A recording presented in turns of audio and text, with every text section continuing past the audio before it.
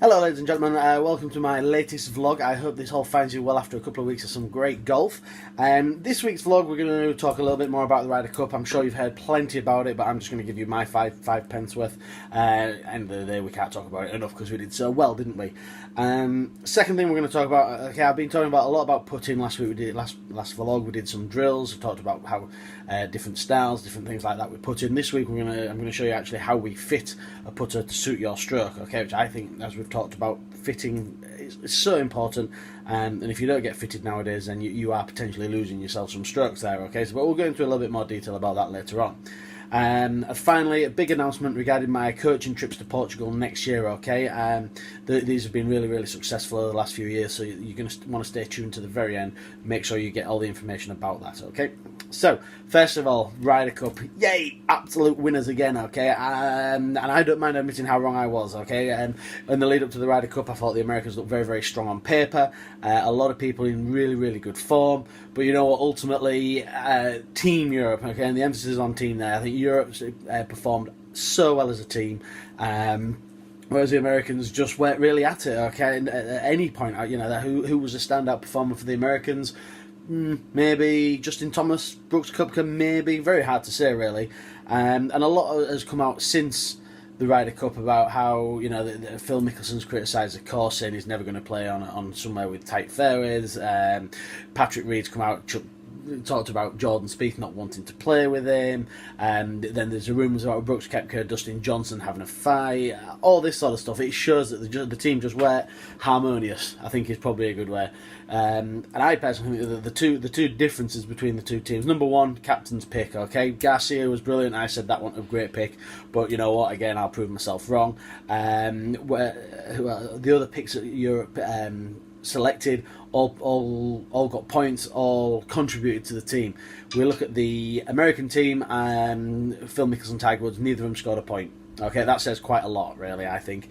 And an interesting stat as well, I think, that I saw not so long ago, that the European team had played a combined sort of 100 rounds round that course, okay, what with the last couple of years, the event being there. Whereas the Americans, I think, between them had only played about 10 to 15, and that was part of that was down to Justin Thomas playing in the French Open this year. So I think that had quite a bit to do with it, as well as the captain's pick, okay?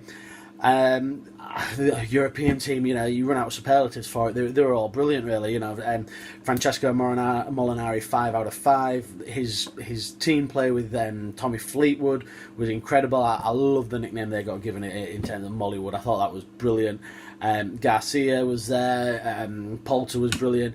You just run out of things to say, and you know what? It was awesome. It still gives a little bit of a fright. Or certainly gave me a little bit of a fright on the last day when I think it was sort of early afternoon, maybe about 1 o'clock. There was suddenly a lot of red on the board, not so much blue. They never quite got ahead on the predicted score, but it was like, oh, is this the Americans coming back?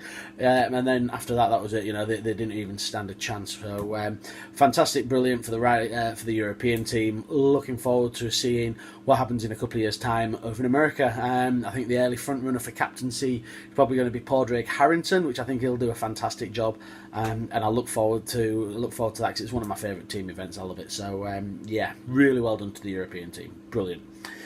So, moving on now, like I said, last week, our last vlog showed you some putting drills to help. I've already heard a couple of people using these and seen them use them before they go out on the round. Certainly the round the well drill, that just gives you a good little confidence builder for them nasty little sort of 2 or 3 footers that you face so many of when you're out on the course.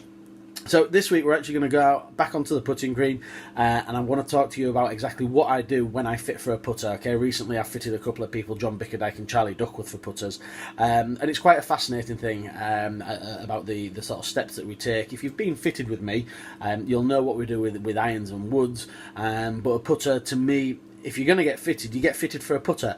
Let's be honest, average 2 putts a green, 36 shots, okay? This is 36 shots with your putter, as opposed to maybe, let's have a think, if you get fitted for a driver, you maybe use it on 14, 15 holes. it makes sense to get fitted for your putter, guys. All right, so I'm going to head over to the putting green with my putter and a few other bits and pieces, a few other tools that we use, and we'll go through that, okay? Okay, ladies and gentlemen, so here we are. We're now on the putting green here at Hornsey Golf Club, and just going to talk you through basically how we fit for a putter, okay? As I said, getting fitted for a putter, to me, probably more important than irons, woods. You use it twice, pretty much every hole. You'll probably use it more than once. This is a piece of equipment that's got to be right for you, okay? So if you've been fitted with me, you'll know that we do various things like length, loft, lie, all the bits and pieces like that when we're doing with irons and woods. And a lot of the putter fittings is very similar. Okay, we start off with the length of the putter. Okay, simply because we want to be able to get ourselves in a good position so we're over the ball. You'll see here I've got my putting mirror just sat on the ground here, and what I'm trying to do is make sure that my head and my upper body are in a good position. Okay, this is my putter, this is how I stand, this is how I feel most comfortable. Okay, if I change it out for a slightly longer one here, what you can see is all of a sudden, okay, if I try and keep my posture, I've got to really change how I stand in relation to the board to get myself in a good position. It feels very uncomfortable. Okay, so we fit for the length first, so we can get ourselves in that good position, eyes over the ball, okay, sternum over the ball to make sure that everything is sat comfortably. Okay, that's the first bit. Next thing we fit for, okay, loft on the putter. Okay, this one very important. Loft on the putter. Okay, very undervalued. Okay, reason being, okay, majority of people leave the ball short. Okay, put your hand up there if you leave the ball short, and I'm pretty sure most people will be putting their hand up saying, yeah, that's predominantly me. Now, why do people do that? Okay, because most people do it. Two reasons. Okay, incorrect loft, either having too much or not enough. If you have too little loft on the club at impact, okay, what happens is you make a descending blow, negative loft on the club, it hits into the ground takes all the energy out the ball and doesn't reach the hole. Okay, reason number two, too much loft on the club at impact. Okay, what happens when the ball lands on the green? It's going to sit into a little depression. Okay, so we need a little bit of loft on the putter to get the ball out. All right, but what we do is as we hit it with too much loft, we'll actually put some backspin on the ball. Backspin on the ball, jumps up in the air, grips onto the ground, all of a sudden, like I say, a bit of friction there, it grips, and then it doesn't roll out as much. So there's two reasons why, okay, your putter may be costing you shots, or maybe the reason why you are leaving the ball short so much. Not enough loft or too much loft on the club. This is why we fit for this, okay? The best way to do this is to use, okay, my little pin and my little gadget that I've got here. Okay, what I do is I slide my phone into there, and basically I've got an app on there that gives me loads of different readings in terms of where your position is at impact, okay, what sort of loft, what your tempo is, various bits and pieces like that, and then we go about checking it. Okay, as I said, I mentioned earlier on, I did a couple of putter fittings, and one of them was coming out at a 0 degree loft putter.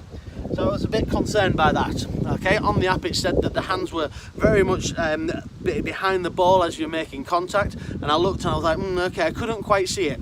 So I got my trusty 2-turn golf ball here, all right, and sure enough that as this person was hitting the ball, we were getting a lot of backspin on the ball, and we could see this line on the ball tilting back. Okay, have a look at the video just next to me. I'll put it up there for you so you can have a look.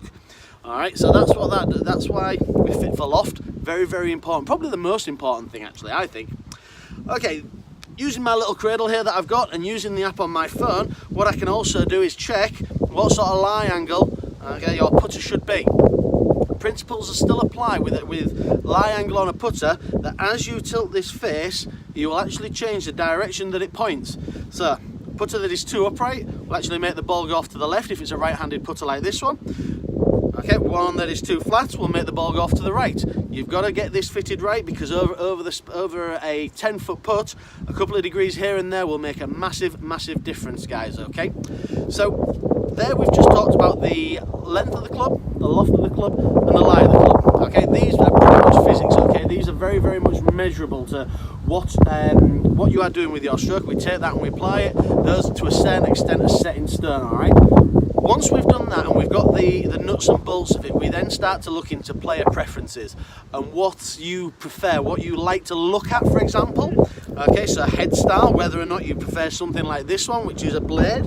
We have things such as the mallet style putter, my 2 ball there, or we have something maybe which is a semi-blade. Okay, we have things like that, so we can check again which one suits how you like to look.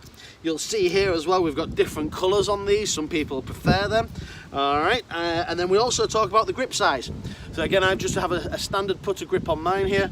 You might prefer something a little bit fatter, a little bit longer, counterbalance in there. And again, all these make a bit of a difference to when you're putting, okay? So doing a putter fitting, it's not, we do check the nuts and bolts of it and making sure that we have all the right bits and pieces as you're making contact, but there are a certain amount of things that are applicable maybe just to your personality wise, okay? What you like to look down at, what size of head, size of the grip, things like that, okay? So there is a bit of personalization going into it, but again, the main thing is getting them nuts and bolts of it so you are absolutely spot on with your putter, okay? Very, very important to do this. I'm going to head back to the shop now just to finish off this week's vlog, guys, okay? See you shortly. Okay, so I hope you found that helpful, okay? It shows you how we fit for loft, we fit for lie, we fit for length, we fit for balance, we fit for grip type, we fit for head style, okay? All these things combine to make the perfect putter for you, okay? And this is not about, as I said, changing your putting stroke, okay? That will make a difference, don't get me wrong. Changing your putting stroke normally makes the biggest difference to a putter, or to somebody's putting, but having that fitted putter for you knows that it matches up with whatever your tendencies are for your stroke, whatever sort of nuances you have, for want of a better word, okay? So it's very, very, again, I keep emphasising this, very, very important to get fitted for your putter as well as it is your driver and your irons, okay? If you do decide that you fancy a new putter, come and see me. We do the putter fittings here at Hornsey Golf Club, and we can get all that covered for you, okay? So please come and see me. Also, as always, come and see me if you have any other questions about fittings or anything like that. Alright, so moving on, last bit of today is all about my coaching trips to Portugal. I've been building these up now for a good couple of years, and I'm really pleased to announce we're going back to probably one of the best resorts I've been to since I've been going over there. We're going back to a place called Pestana Golf Resort, and that's got it's got 4 courses there. It's got Silvestre, it's got Alto, it's got Gramacho, and it's got Pinter. Okay, these are all very, very different courses, but when we played them, we were in amazing condition. And very, like I said, very different to each other, okay? Date for the first trip, which is for the men, that is going to be the 10th to the 15th of March, okay? There should be a picture coming up just now for you so you can have a look and see all the details on there, okay? 10th to 15th of March, coaching in the morning, golf in the afternoon, okay? And that gets repeated. We look at something different every single day in terms of the coaching, and what it does, it just gives you a really good overhaul in preparation for the new year, okay? So it's not something you want to miss, alright? So that date's for the men's runs 10 to the 15th. Second one that I'm going to be doing, and I had a really successful couples trip last year, and I'm going to be repeating that again, okay? Those are basically going to run the following week, okay, Sunday the 17th of March to the 22nd of March, alright? So again, should be a little poster flashing up now so you can have a look at that. But these trips, guys, are not something you want to miss out, okay? So first one, men's limited to 7 places, okay, because otherwise if we get any more we dilute the coaching and you don't get as much one-on-one time with me. The couples one, obviously with it being couples, it's limited to 8 people, alright? So again, I do the coaching and I don't play on that one, okay? But either way, if you fancy coming along, get in touch with me. I'll put my details up at the bottom again, so it's not something you want to miss, guys. Give me a call if you need any, if you have any more questions. But please, yeah, get yourself booked on. This is going to sell very, very, very quickly. Okay, so that is me just about done for today. So just a quick recap: fantastic Ryder Cup. Get yourself fitted for your putter, and get yourself to Portugal with me next year. Okay. Bit of winter sun, you can't beat it. Okay guys, thank you very much for watching, and we will see you again in a couple of weeks time. Thank you, bye bye.